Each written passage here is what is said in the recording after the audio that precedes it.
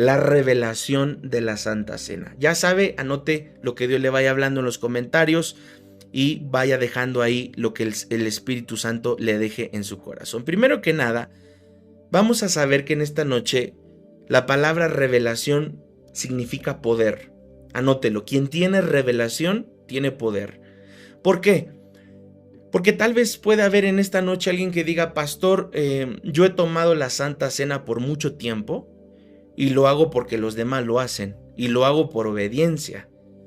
Pero la revelación es poder. Cuando nosotros estamos en una revelación del Espíritu Santo, del Señor, hay un poder que se desata. Cuando yo tengo una revelación en un área de mi vida que yo estoy atorado y Dios viene y revela, no el hombre, revela a Dios, el Espíritu Santo, viene un romper. Lo que se acuerda usted de la clase de los globos, un rompimiento. Entonces, escríbalo, revelación significa poder.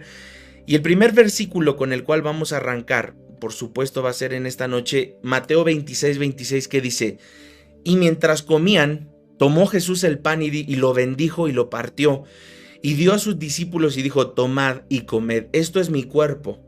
Tomando la copa y habiendo dado gracias les dio, y diciendo, bebed de ella todos.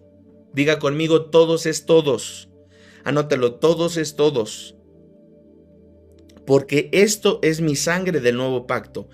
Porque yo a veces hay domingos donde dejo que algunos tomen la Santa Cena y otros no? Realmente yo ya a partir de ahora voy a dejar que todos tomen la Santa Cena por dos cosas. Una, porque yo no había encontrado una revelación clara. Yo lo hacía por tradición, porque así me lo enseñaron, que no debía de tomar Santa Cena el no bautizado. Y yo lo hacía por obediencia y tradición, pero no había encontrado un verso que me dijera eso. Entonces, ¿por qué hacer una tradición humana? ¿Por qué voy a hacer lo que el hombre me diga? ¿Por qué voy a hacer lo que yo aprendí, aunque no tuviera un contexto bíblico? Y dos, en Ancla tenemos el índice más alto de gente bautizada. Se lo digo con amor. Digo, los que no están bautizados son los nuevos que están llegando a la iglesia, pero de ahí Ancla tiene un alto porcentaje de gente bautizada. Entonces, a partir de ya, todas las gentes, todas las personas van a tomar Santa Cena, porque hoy lo voy a explicar por qué, y no nos vamos a dejar guiar por tradiciones de hombre, porque la Biblia dice, antes de que obedezcan a los hombres, obedezcan al Señor. Entonces dice, bebed de ella todos. Es una orden de Jesús diciendo todos. Aquí está, en medio. Bebed de ella todos, versículo 27. Por eso le pedí, póngalo ahí, todos es todos, porque a veces nosotros como pastores podemos también equivocarnos, podemos hacer ciertas cosas por tradición, pero hoy esta noche romper la tradición. Póngalo aquí en los comentarios. Hoy Dios va a romper tradiciones humanas y Dios nos va a dar una revelación. 28, porque esto es mi sangre del nuevo pacto, que por muchos es derramada para remisión de los pecados. Y os digo que desde ahora no beberé más de este fruto de la vid hasta que aquel día en que lo vuelva a beber, hasta que aquel día en que lo beba nuevo con vosotros en el reino de mi Padre. O sea, Jesús dice, hoy van a tener la cena de la Pascua, que por cierto estoy escribiendo una clase buenísima que se llama Votos, Pactos y Fiestas. Voy a hablar de las 7 fiestas de Dios, las 7 fiestas de nuestro Señor. No son las 7 fiestas de Israel. Me está costando un poquito de trabajo porque estoy estructurando la información, pero cuando esté sé que será una gran bendición, porque quien entiende las fiestas del Señor va a entender la venida de Jesucristo, ¿sí? Entonces fíjese bien, dice que el Señor no está diciendo hoy están en la Santa Cena, hoy están en la última cena, lo que se llama la Cena de la Pascua. Realmente Jesús era en la Cena de la Pascua, la Cena de la Liberación, la cena donde recordaban que Israel fue liberado de Egipto, de la esclavitud. Y entonces lo que el Señor dice es, hoy van a tomar la cena con el Señor, la cena del Señor, la cena conmigo, van a beber de mi cuerpo, de mi copa, ¿no? Y dice, y de ahí la próxima cena la van a tener en el reino de mi Padre. O sea, lo que está diciendo es, ya no van a tener en el cielo una santa cena con juguito y con pancito, sino van ahora a comer y beber de esa salvación directa. Porque vamos a estar con nuestro Dios, con nuestro amado Jesucristo, el Rey de Reyes y Señor de Señores. Entonces dice, aquí es algo muy importante porque quiero y esto es solamente la introducción y esto es importante, ¿sí? Si usted a lo mejor de repente me dice, ay pastor, ya me estoy durmiendo con su explicación, mire, aventamos un fuego tremendo de clase y de escuela profética para que se despierte, y verdad que sí se despertó. Entonces fíjese bien, la Santa Cena, la Cena del Señor, la Mesa del Señor, la Eucaristía, dicen los católicos. Nosotros no usamos esa palabra, pero la palabra Eucaristía realmente significa eso, la cena, la mesa o la Santa Cena, ¿no? La Cena del Señor, la Santa Cena o la Mesa del Señor es lo mismo, no usamos nosotros Eucaristía, pero ojo, en la Santa Cena, el versículo que acabamos de nosotros de leer, es un momento donde Dios otorga. La Santa Cena fue un momento donde Dios otorgó y desprendió poder sobre sus apóstoles. Cuando nosotros tomamos Santa Cena, Dios nos desprende y nos otorga poder. Quiero que lo anotes aquí en los comentarios, por favor. Número 1, la Santa Cena es el momento donde Dios otorga y desprende poder. ¿Por qué? Porque en la comunión ahí hay poder. Sí, la Biblia dice que Él habita en la alabanza de los santos. La Biblia dice que la iglesia no es un edificio, somos nosotros, el cuerpo de Cristo. ¿Qué nos hace ser parte del cuerpo de Cristo? La Santa Cena. Por eso la Santa Cena no se puede otorgar por Facebook ni por YouTube, y quien lo hace se equivoca, porque realmente lo que busca la Santa Cena es meternos, llevarnos a un tiempo, por supuesto, de comunión, unión en común. Entonces, número 1, la primera expresión, la más importante, es la Santa Cena. La Cena del Señor es un momento donde Dios nos otorga y donde Dios desprende poder, ¿ok? Entonces no debemos hacer la Cena del Señor por tradición, sino por revelación. Anótelo aquí, por favor, en los comentarios.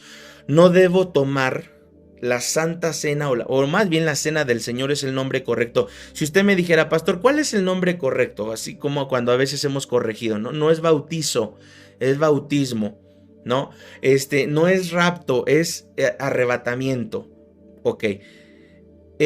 Y no es la Santa Cena, no es Eucaristía, no es la Mesa del Señor. Lo correcto en términos, si pudiéramos ponerle un nombre fijo o bautizar un nombre correcto, sería la Cena del Señor. Se le dice Santa Cena, no está mal, se le dice Mesa del Señor, no está mal, pero lo que aparece en la Biblia es la Cena del Señor. Pablo no menciona Santa Cena, Pablo no menciona rapto, Pablo menciona arrebatamiento, Pablo no menciona bautizo, menciona bautismo. Entonces, en base a eso, es solamente para dejar como asentado este nombre para que sea de alguna manera el nombre correcto, ¿ok? Ahora, Jesús fue el que instituyó la Santa Cena, no lo hizo el apóstol, no lo hizo el pastor, no lo hizo el anciano, no, fue Jesús quien instituyó la Santa Cena. Y ojo, aquí pare bien la oreja. La Santa Cena, la Cena del Señor, la Mesa del Señor, como usted le guste llamarlo, es la institución del sacerdocio de Melquisedec. ¿Quién era Melquisedec? Melquisedec era un hombre en el Antiguo Testamento, quien no se sabe de dónde era, quién venía, quién era su papá. Lo que sí se sabe que es una tipología de Jesucristo en el Antiguo Testamento, y en pocas palabras, Melquisedec era Jesucristo. Cuando Abraham rindió los diezmos a Melquisedec, no fue a Melquisedec, fue a Jesucristo. Abraham diezmó a Jesucristo, sí, directamente. Entonces, la Santa Cena es la institución de ese sacerdocio de Melquisedec, y de alguna manera voy a tomarme después, más adelante, en una escuela profética, una explicación correcta y larga de lo que es el sacerdocio de Melquisedec. Pero hasta ahora, ¿qué instituyen en nosotros el sacerdocio de Melquisedec? La Santa Cena. Eso es muy importante, ¿sí? Ahora, Corintios 10:14, ahora sí vamos a empezar viendo algunos versículos para ir un poquito adelantando. Dice este versículo lo siguiente: por tanto, amados míos, huid de la idolatría. Como a sensatos os hablo, juzgad, dice, vosotros lo que digo.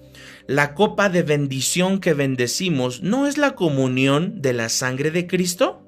¿El pan que partimos no es la comunión del cuerpo de Cristo? Lo que Pablo está diciendo, en pocas palabras, es: iglesia amada, iglesia de estos tiempos, le hablaba a la iglesia de los Corintios, le estaba diciendo: lo que nos une, lo que nos pone en un mismo cuerpo es la Santa Cena. Entonces, anótelo, por favor, veo poca participación, anótelo aquí en los comentarios. ¿Qué me une al cuerpo de Cristo? La comunión en la en la cena del Señor, ¿sí? Me une, la comunión de koinonia significa unión en común. Entonces, lo que está diciendo Pablo aquí en Corintios 10:14 es, si tú quieres ser parte del cuerpo de Cristo, no basta con que cuelgues un pececito, pegues un pececito en tu, en la puerta trasera de tu carro, no basta que cuelgues un pececito, no basta que te pongas una Biblia en el sobaco, ni basta que vayas a una iglesia, basta que participes de la cena del Señor, porque la cena del Señor, ojo, de acuerdo a Corintios 11:27, nos lleva a escudriñar, pruébese cada uno. No hay santa cena, escuche bien esto y anótelo, no hay santa cena sin antes escudriñar cómo está mi corazón. No hay santa cena sin antes escudriñar cómo está mi corazón. Si tú tomas la santa cena, pero tú tomaste la santa cena, la cena del Señor, sin escudriñar cómo estaba tu corazón, fue un error. ¿Por qué? Porque la Biblia no dice que los pastores, ancianos, apóstoles prohibamos a alguien tomar la cena del Señor. Yo no puedo decir, hermano, tú tienes cara de que no debes de tomar la cena. No. La Biblia dice que cada uno debe de probarse, discernir el cuerpo, discernir cómo estoy con Dios. A lo mejor estoy tomando la cena del Señor y estoy enojado con un hermano, estoy enojado con mi pastor. Debo de buscar las paces antes de tomar, porque la Biblia dice, por lo cual muchos duermen, por lo cual muchos están enfermos, por lo cual muchos, ¿verdad?, mueren por esto. Lo voy a explicar más adelante. Entonces, ¿qué es comunión? Bueno, comunión es de la palabra koinonia, que significa compañerismo, participación. A ver quién puede anotarlo en los comentarios, quién es tan rápido para anotarlo. Koinonia es compañerismo, participación, amistad, contribución, unión en común, compartir con alguien en algo o bien comunidad. ¿Sí? Eso es koinonia. Pero entonces, ¿qué nos une a nosotros? ¿Tú te has preguntado qué me une en Ancla? ¿Qué me une al cuerpo de Cristo? ¿Qué me une a mi iglesia? 6 cosas. 1, doctrina. ¿Sí? Nosotros creemos en el poder de la palabra. Creemos, por supuesto, en el sacrificio de Jesús. Creemos, por supuesto, también, creemos que la Biblia es irrefutable, que la Biblia no tiene errores, que solo a través del sacrificio de Jesús seremos salvos, que hay una Trinidad, que hay un cielo, que hay un infierno, que hay, etcétera, ¿no?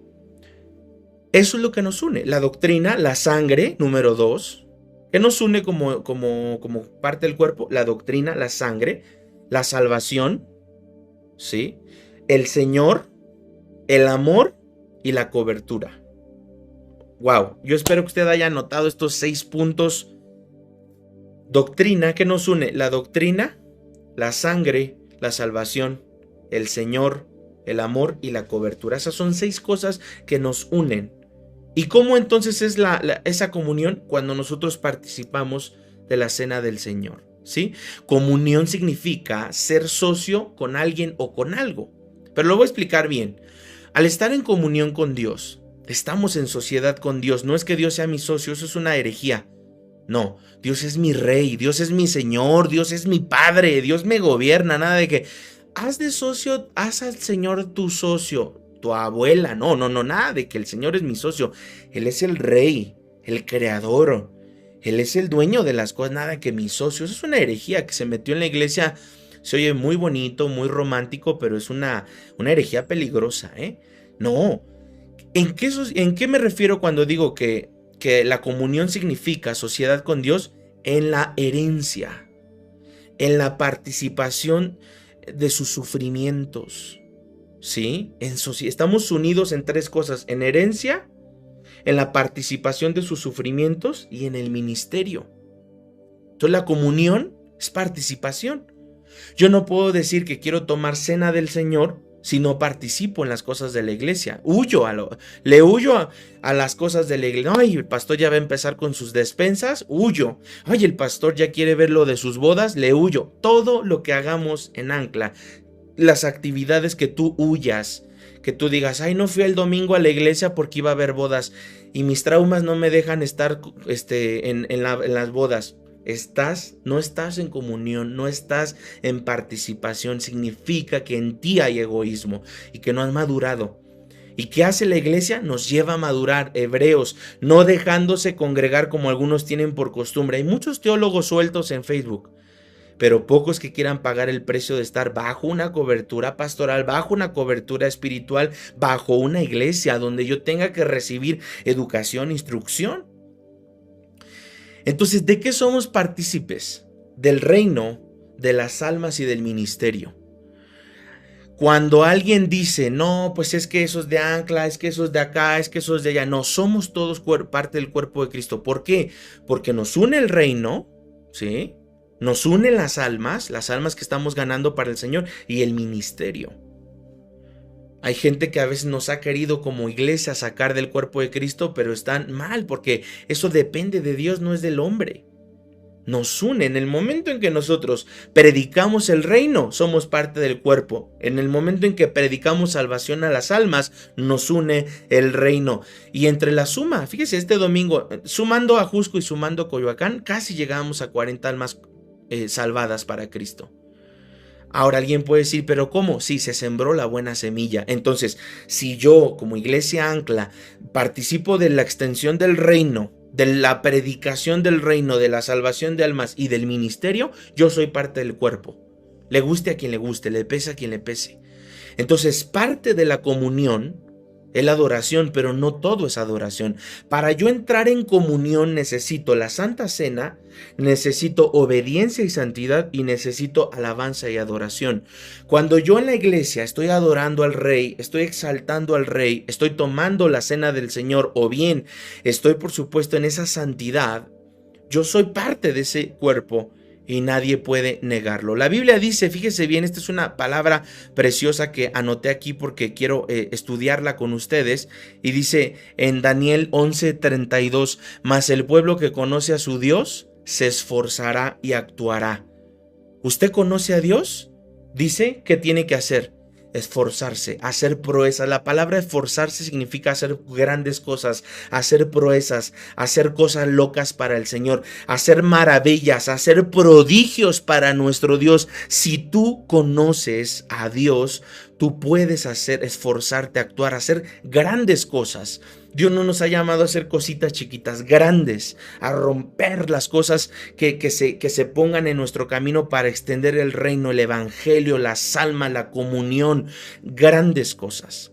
Fíjese bien, mas el pueblo que conoce a su Dios se echará en la cama a dormir, vivirá deprimido, vivirá en ansiedad, en tristeza, se le caerá el pelo de la depresión. No, se esforzará y actuará. Dígalo aquí en los comentarios, me voy a esforzar y voy a actuar por el reino de Dios. Me voy a esforzar y voy a actuar por el reino de Dios. ¡Wow! Qué palabra tan poderosa. Es una palabra preciosa que el Espíritu Santo comienza a ministrar en esta noche. Entonces, comunión, la palabra comunión, que significa realmente vida de comunidad, nos da a entender, nos enseña que estamos en una vida de comunidad por tres cosas. Nosotros compartimos, ejercemos, nos educamos, aprendimos, enseñamos, etc. ¿Qué?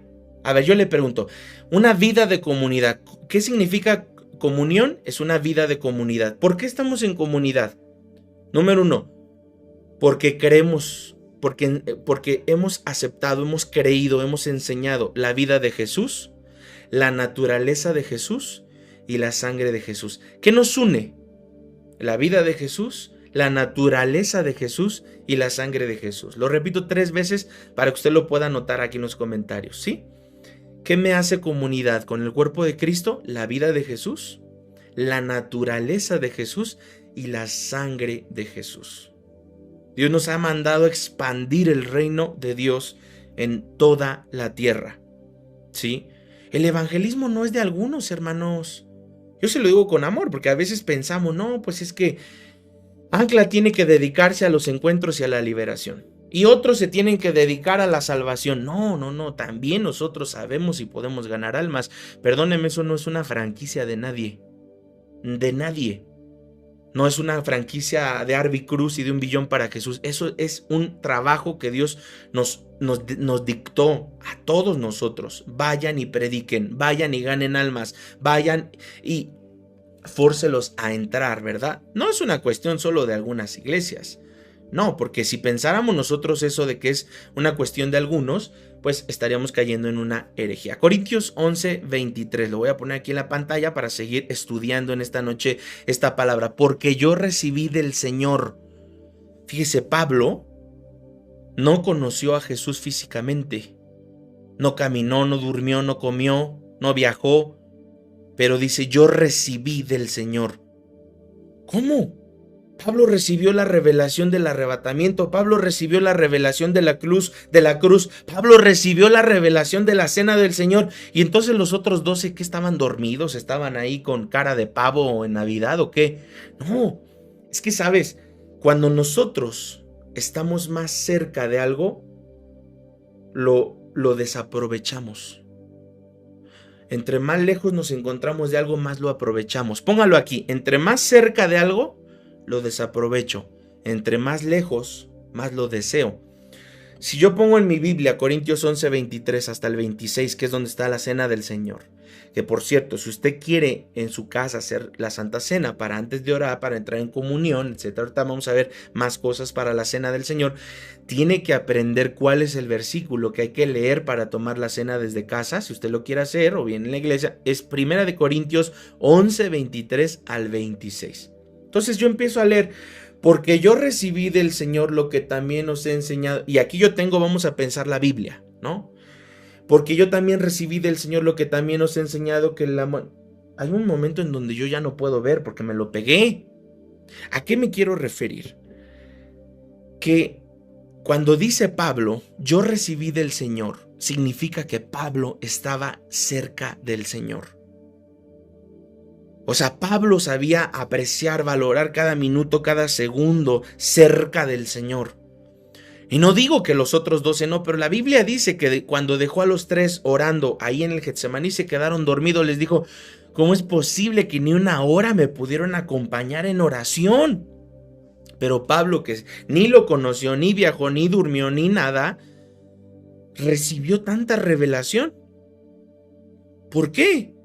Porque Pablo tenía hambre, tenía sed de las cosas de Dios. ¿Se da cuenta? Solo Pablo y Juan recibieron grandes revelaciones.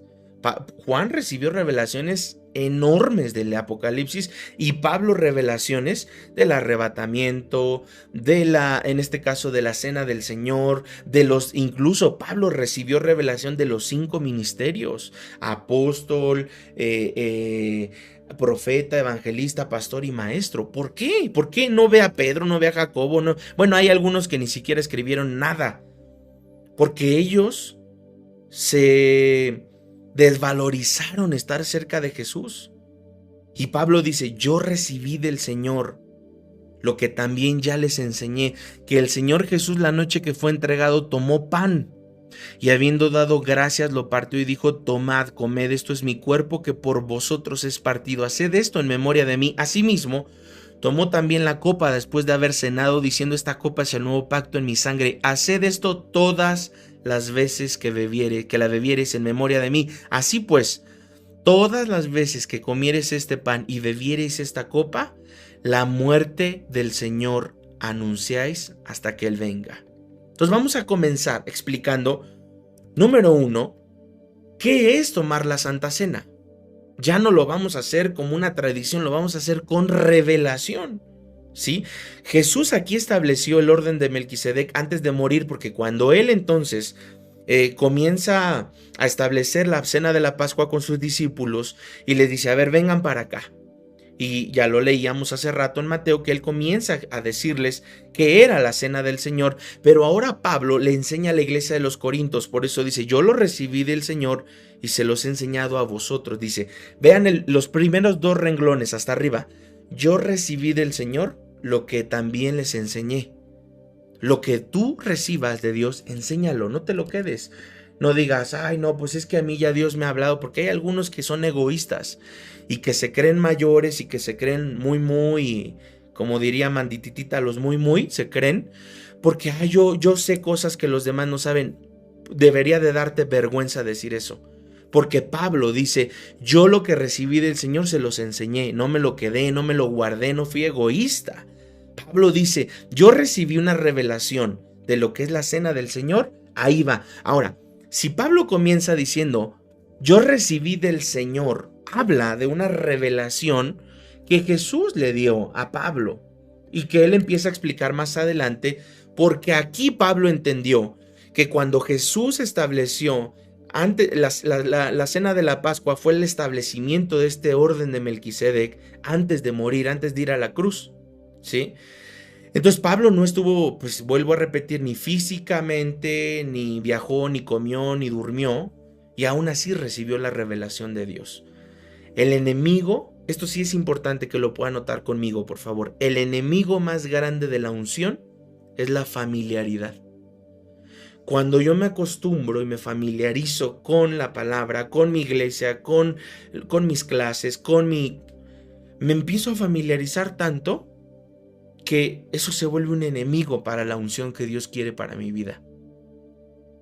Y entonces hay gente que a veces se conecta posiblemente a nuestras transmisiones de forma privada, o tal vez puedan conectarse a la secreta, ¿verdad? Para que no los regañen, anhelando recibir educación y anhelando recibir palabra. No lo mismo, no anhelan recibir lo mismo de siempre y lo mismo y ¡ay, qué flojera!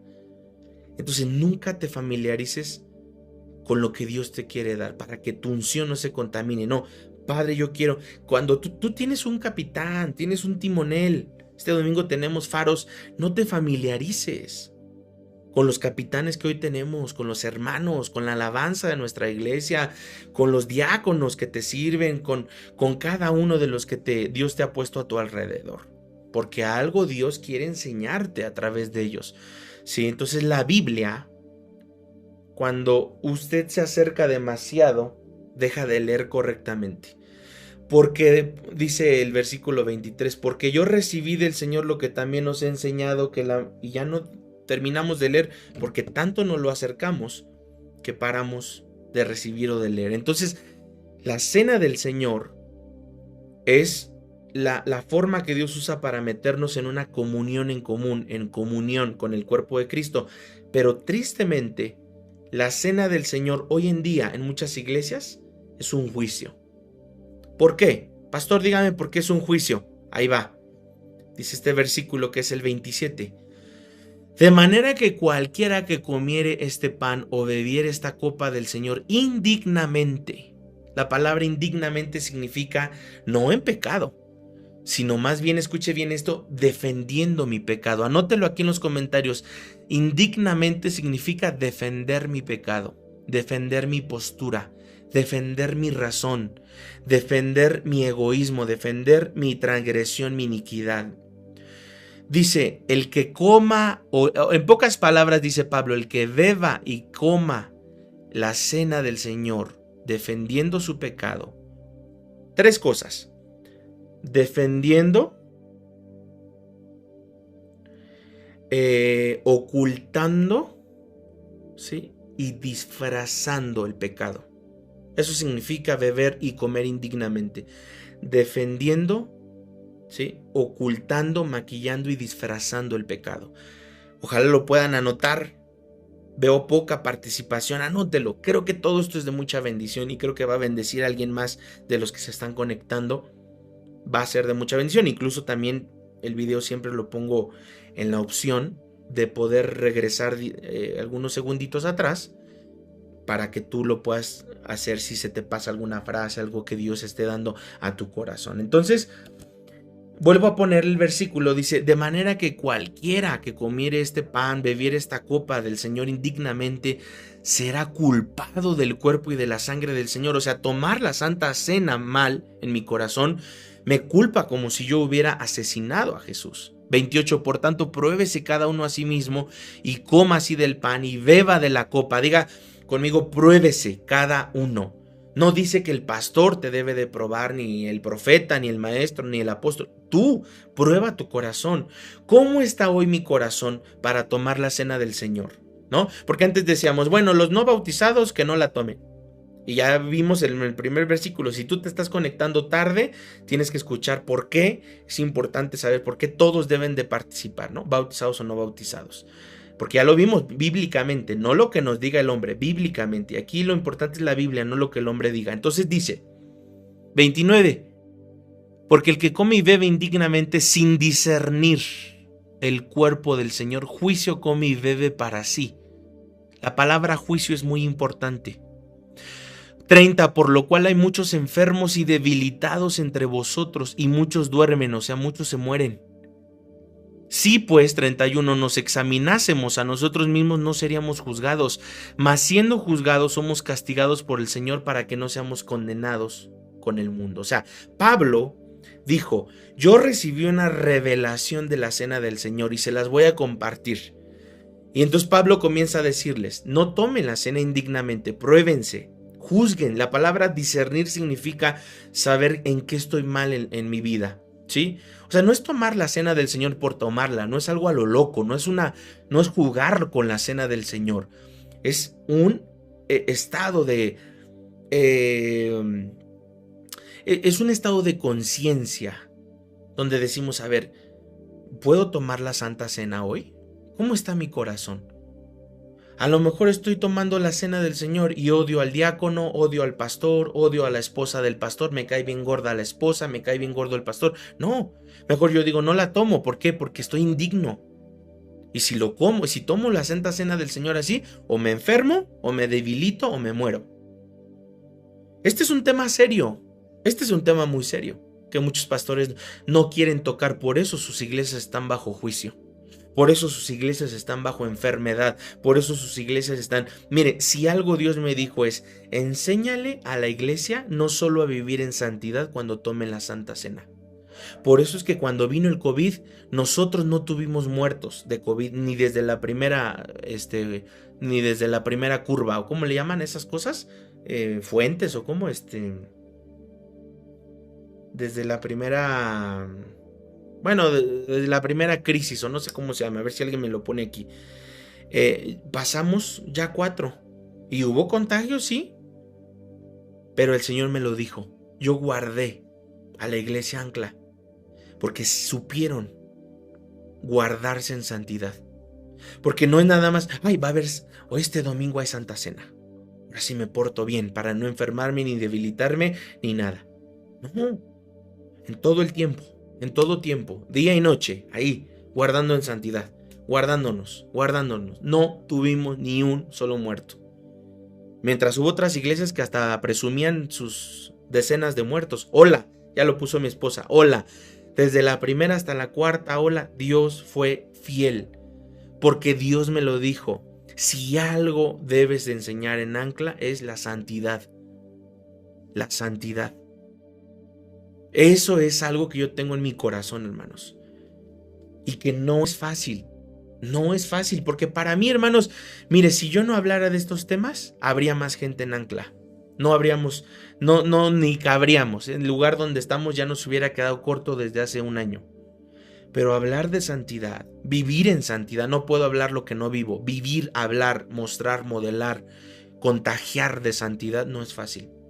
Pero usted sabe que en las olas Dios le guardó por ese tipo de detalles. Porque Dios fue bueno. Porque Dios ha sido bueno con nosotros.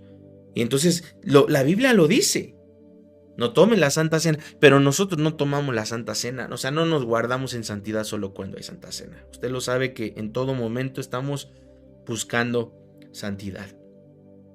Por eso este domingo es muy importante los faros. Muy importante. Porque no hay santidad sin comunión.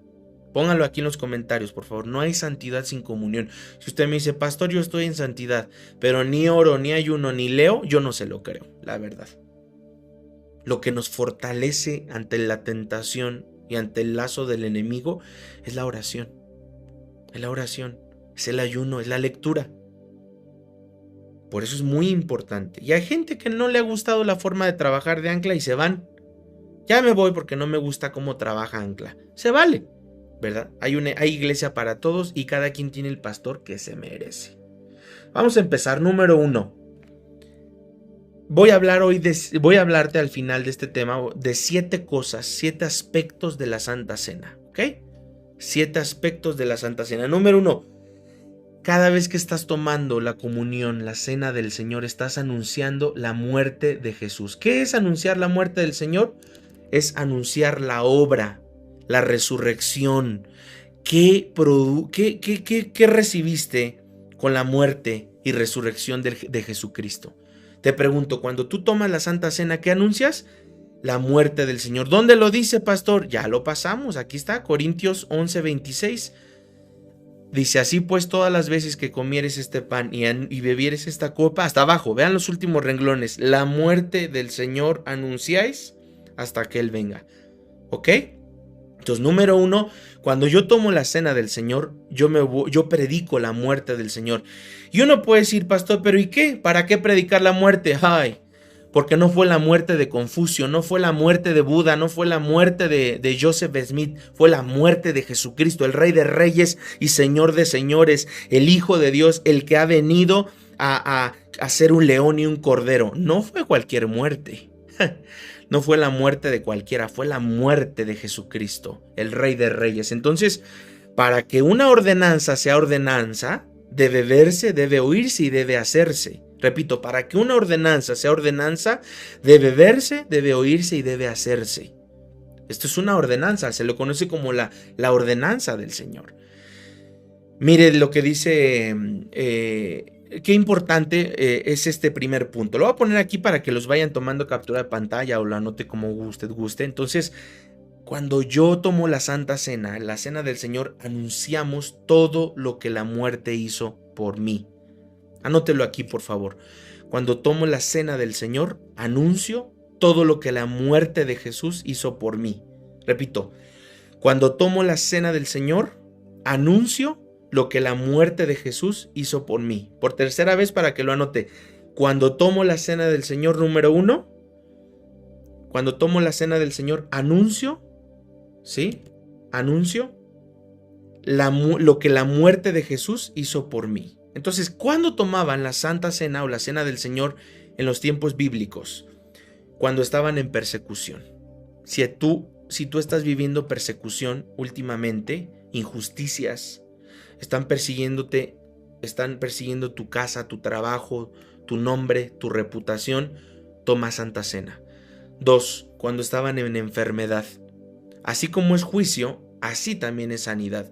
¿Cómo lo sé? Porque la Biblia dice que cuando el sumo sacerdote tomaba tierra del lugar santísimo, lo ponía en un vaso de agua y la mujer lo bebía. Si la mujer había mentido, se moría. Si la mujer había dicho la verdad, podía seguir viviendo. Eso es la cena del Señor. La cena del Señor o es sanidad o es juicio. La cena del Señor es o es persecución o es justicia de Dios. La cena del Señor es o es paz y tranquilidad o son pruebas y crisis. Si tú estás pasando una prueba, toma la cena del Señor. Si estás pasando una crisis, toma la cena del Señor. Si estás bajo un ataque espiritual, toma la cena del Señor. ¿Ok? ¿En dónde voy a tomar cena del Señor? Cuando estoy perseguido, cuando estoy en enfermedad, cuando estoy en crisis, cuando estoy en prueba, cuando estoy bajo un ataque espiritual. ¿Ok? Entonces, cuando tú tomas la cena del Señor, bebes la sangre, no físicamente, no es una transubstanciación como decía la Iglesia Católica, no es como que el jugo se vuelve la sangre y el pan el cuerpo de Cristo, no, eso es una herejía, no. Espiritualmente, cuando yo tomo la cena del Señor, aplico en los dinteles de mi casa la sangre del Señor. ¿Por qué? Porque antes en el Antiguo Testamento, en Éxodo, ellos ponían con el lebrillo y el hisopo la sangre. Ahora no. Cada vez que yo tomo la cena del Señor, estoy poniendo en los dinteles de mi casa la sangre de Jesucristo. ¿Sí? Esto es muy importante. ¿Por qué? Porque ya no lo hacemos con el lebrillo y el hisopo. Lo hacemos ahora con nuestra boca, con nuestras palabras, pero también cuando nosotros participamos de la cena del Señor. Entonces, por ejemplo, cuando David en Samuel 21, en el primer libro de Samuel 21, esto usted lo ya lo tuvo que haber leído, si el año pasado leyó su Biblia, ¿se acuerdan ustedes? Cuando David estaba en persecución, que lo andaba persiguiendo Saúl, y llegó con el sumo sacerdote y le dijo, tengo hambre. Y el sumo sacerdote le dijo, pues tengo 5 panes, pero son del propiciatorio. Si quieres puedes comértelos. Y se los comió. ¿Por qué David comió pan del propiciatorio, del lugar santo, santísimo? ¿Por qué? Eso es lo mismo. David estaba en persecución y tomó la Santa Cena en ese lugar. Es como si hubiera tomado la Santa Cena.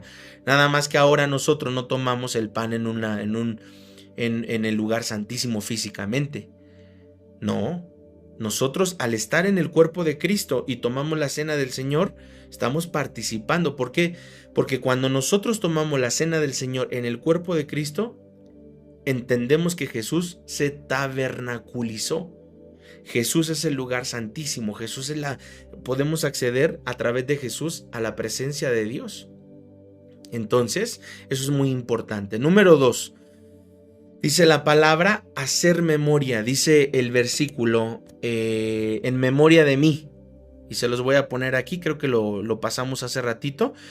Dice antes del 26, dice, esta copa es el nuevo pacto en mi sangre, haced esto todas las veces que la beberes en memoria de mí.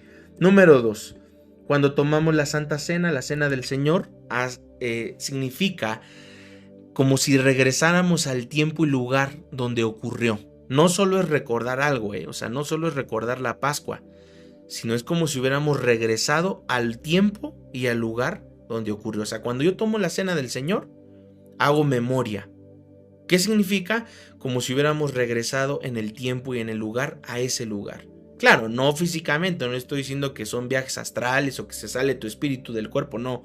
Estoy hablando, haciendo memoria no es recordar, sino es como si hubiéramos estado en el lugar y en el tiempo en que sucedió. Número 3, cuando tomo la Santa Cena, estoy expectando, estoy esperando su venida. ¿Cuántos esperan su venida? Si usted se da cuenta, lo primero dice aquí, hagan memoria, los lleva al lugar y luego los lleva al futuro. Otra vez, los lleva al lugar donde fue la cena del Señor y luego los lleva al futuro, a su venida. Un día vamos a estar en el cielo con nuestro Señor. Pero cuando yo tomo la cena del Señor, los domingos, por ejemplo este domingo que tomemos la Santa Cena, estamos esperando su venida. Yo tomo la cena del Señor porque estoy esperando su venida. Ahora, tú no la quieres tomar, pues es porque no crees en la venida de Jesucristo. ¿Sí? Número 4, voy terminando, son 7 puntos, 7 aspectos, 7, por decirlo así, me gustaría más decir, sí, 7 aspectos de la Santa Cena, ¿no? De la Cena del Señor. Entonces, número 4, cuando participamos de la Cena del Señor, discernimos el cuerpo de Cristo. Discernir significa que tú sabes quién está dentro del cuerpo de Cristo para darle honra al que recibe honra y reconocimiento al que recibe reconocimiento. No para maldecir, no para atacar, ¿sí? Sino para dar honra, para reconocer. ¿Qué quiere decir discernir el cuerpo de Cristo? ¿Quién es el cuerpo de Cristo? Tú y yo. Pero ¿cómo que discernir? Los 3 primeros que acabamos de leer, los 3 primeros que les acabo de enseñar, tienen que ver con Jesús. Estos 3, mire, 1, anunciamos la resurrección y vida de Jesús. 2, hacemos memoria, o sea, vamos al lugar y al momento en donde fue la cena del Señor. Y 3, expectamos su venida. Estos 3 tienen que ver con Jesús, pero a partir del 4 hasta el 7, ¿sí? Tiene que ver específicamente con el cuerpo de Cristo, la mitad. ¿Sabía usted, por ejemplo, que de los 10 mandamientos, 6 tienen que ver con mi prójimo y 4 con Dios? No, los 10 mandamientos son solo con Dios, no. 4 con Dios y 6 con el prójimo para que sean 10. Lo mismo con estos 7 puntos, estos 7 aspectos de la Santa Cena. Los 3 primeros con Jesús y los últimos 4 con el cuerpo de Cristo. Entonces, número 4, discernir el cuerpo de Cristo. Discernir significa ver por debajo de la superficie. Ahora que usted hable con un hermano, discierna. honre a ese hermano, respételo. Sí, hay gente, yo le dije al apóstol Arturo Varela, platiqué con él y le comenté, oiga, mire, hay gente en la iglesia que se fueron de la iglesia, respetablemente, ¿verdad? No se congregan, no quieren tener comunión conmigo, les escribo y me dejan en visto. ¿Dónde he escuchado eso?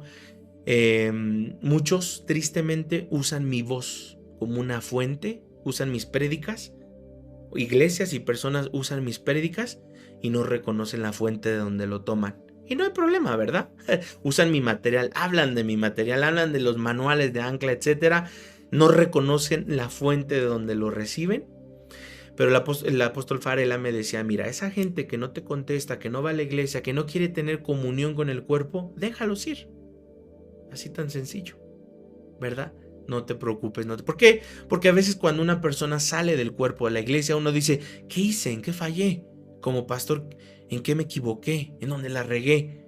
Porque también somos humanos y también como hombre puedo equivocarme. Y hay gente a la cual escribo y no contestan, me dejan en visto. ¿Qué pasa? No te sientas mal, déjalos ir, ¿verdad? Déjalos ir. Porque eso es lo más importante, entender. Hay que discernir qué se mueve en el cuerpo de Cristo. Hay que discernir, porque las consecuencias de no discernir, es, lo dice Corintios 11, 1 Corintios 11, 27, número 1 es, nos enfermamos, gente enferma. Una iglesia con gente que no discierne es gente enferma. 2, es gente débil. Y 3, es gente muerta. En una iglesia donde hay enfermos, donde hay débiles, donde hay muertos, ahí no hay discernimiento. Anótelo, sin miedo, en los comentarios. Una iglesia que no sabe discernir tendrá gente enferma, gente débil, gente muerta. Nosotros lo que queremos es aprender a discernir. Aprenda usted a discernir los tiempos, la gente.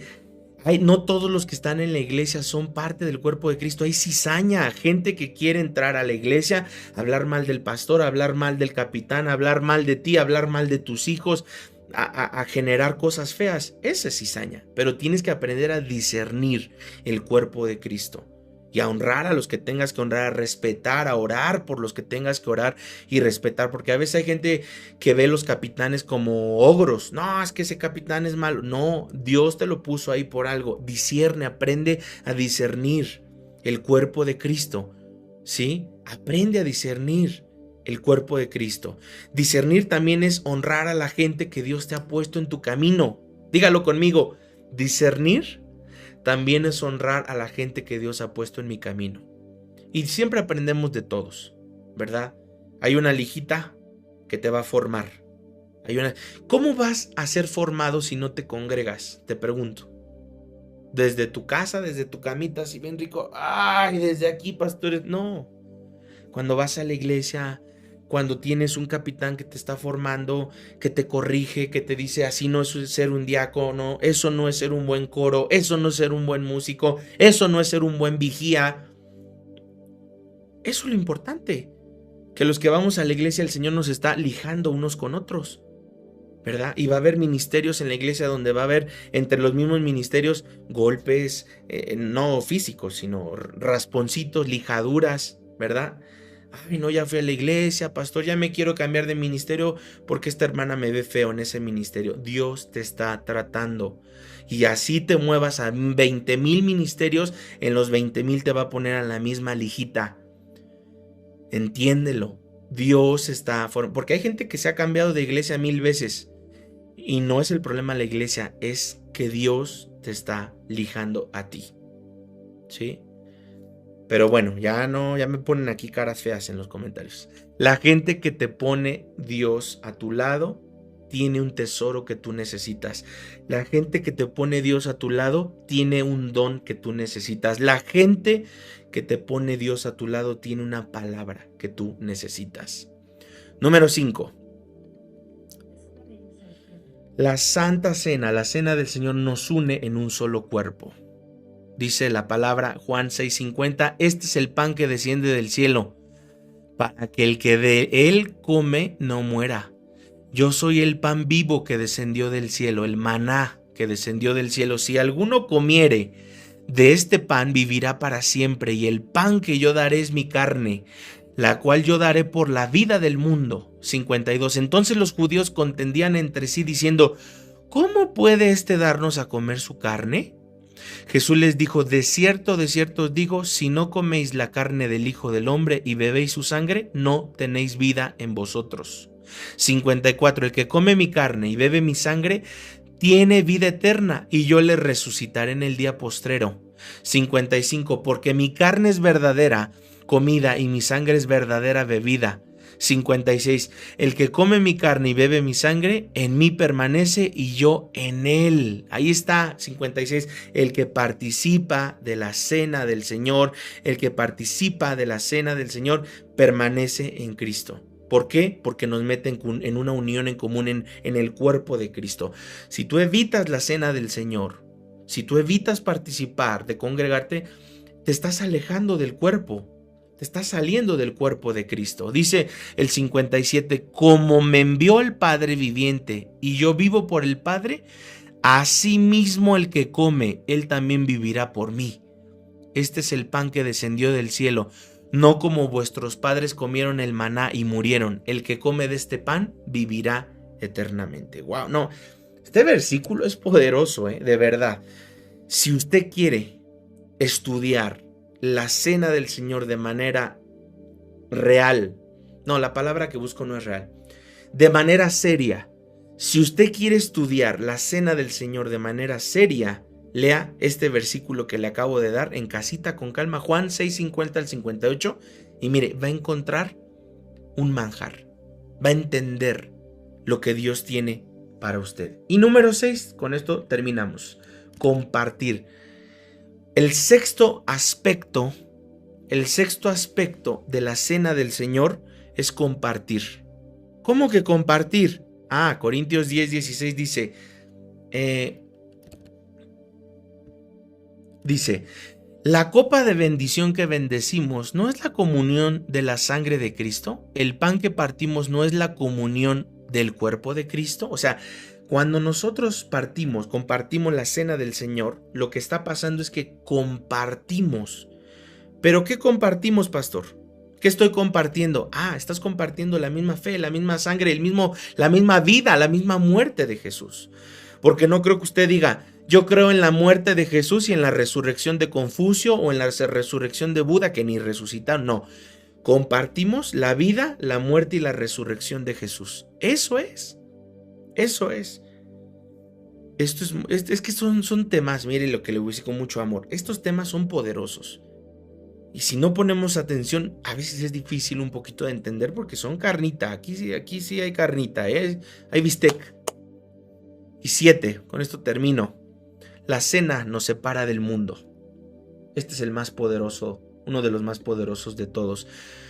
No podéis beber de la copa del Señor. O sea, hay una copa la cena del Señor nos une a la cena santa del Señor. Pero dice, no pueden beber de la copa del Señor y de la copa de los demonios. No pueden participar de la mesa del Señor y de la mesa de los demonios. Entonces, ¿cuál es el 7? Que cuando yo participo de la cena del Señor, el Señor me separa del mundo. ¿Te cuesta a ti la tentación? Toma cena del Señor. Padre, a mí no sabes cómo me está costando dejar de fumar, dejar de tomar, dejar de bailar, dejar de mover el bote.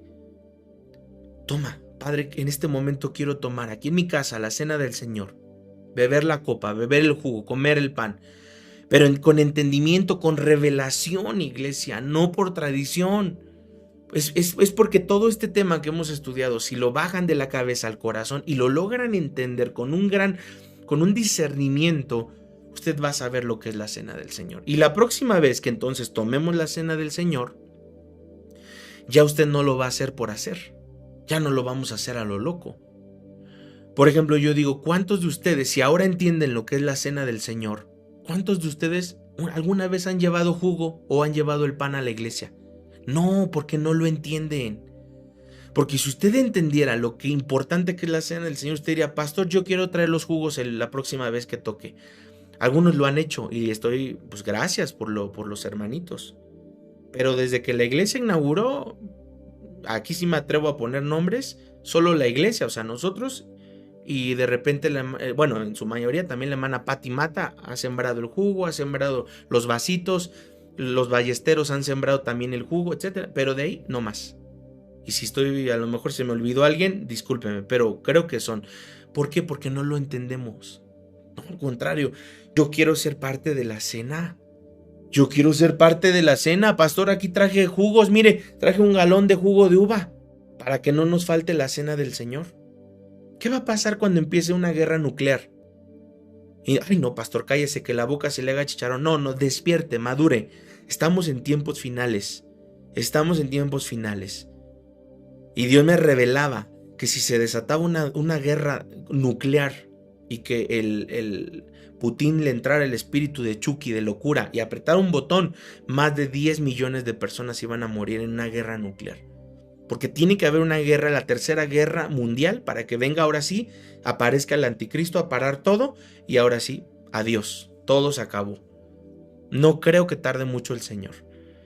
Entonces, cuando vengan esos tiempos, donde todo se apague, donde ya no haya internet, donde venga un apagón mundial, donde venga un tremendo sacudimiento mundial, que lo del COVID va a ser risa a comparación de lo que viene. Entonces vamos a extrañar el congregarnos. Aproveche que la iglesia está abierta. Iglesia, aproveche estas transmisiones. Porque el día de mañana que ya no haya internet, que no haya luz, usted va a decir, ay, cómo valoro las transmisiones, cómo valoro mi iglesia, cómo valoro tomar la Santa Cena con mis hermanos, porque ahora la tengo que tomar solito. Valore. Me toman muchos por loco y aquí hay hasta caritas que se divierten. El que ríe al último. Entonces yo le digo de verdad, hermanos, vienen tiempos difíciles, muy difíciles, muy difíciles. La cosa se calienta, está calentándose. Ahorita es dos países, Rusia y Ucrania, pero esto sigue creciendo. Yo le pregunto a usted, ¿qué pasa si tú acorralas a un león, a un oso? Que así le dicen a Putin. ¿Qué pasa si lo acorralas? Tanto lo han acorralado el occidente y le han quitado y le han empezado a meter tantas sanciones que se les olvida que están acorralando un oso. Cuando tú le estás pique un oso, te va a aventar un zarpazo el oso. El día que este hombre se le meta al Chucky adentro y apriete el botón nuclear, adiós. Yo te pregunto, tú que estás escuchándome esta noche, ¿estás preparado si ya Cristo viniera? ¿Estás preparado si se desatara una guerra nuclear? ¿Has aceptado a Cristo en tu corazón? Te hablo a ti que me estás escuchando, que tal vez no sabes si te mueres hoy a dónde va a ir tu alma. Yo sí sé, pero yo quiero decirte, tú sabes si en esta noche te murieras, cayera una bomba, ¿a dónde te irías? ¿A dónde se irían tus hijos, tu esposa, tu esposo? Acepta a Cristo en tu corazón. Es momento de acercarnos a Jesús, de arrepentirnos y recibirlo con el corazón. Yo quiero que tú que me estás escuchando cierres tus ojos y aceptes a Jesús. Ya no hay tiempo, ya se acabó el tiempo.